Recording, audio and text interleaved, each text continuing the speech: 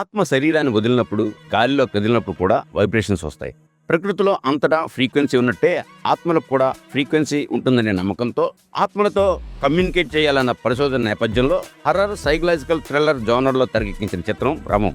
Sound of soul అన్న tag లైన్తో Tarak film house పతాకంపై master సంకీర్త సమర్పణలో పడాల తారక రామారావు ఈ చిత్రాన్ని నిర్మించారు.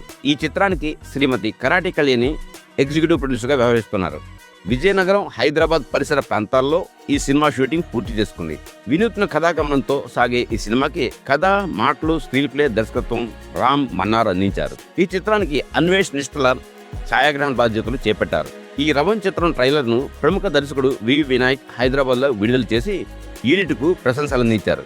విజయం సాధిస్తారని ఆశాభావాన్ని వ్యక్తం చేశారు. ఈ చిత్రంలో ప్రశాంత్, అనుశ్రీలు హీరో హీరోయిన్గా పరిచయం కాబోతున్నారు. ఇతర ప్రధాన పాత్రలను శ్రీపాద చలపతి, యశ్వంత్ తదితరులు పోషించారు.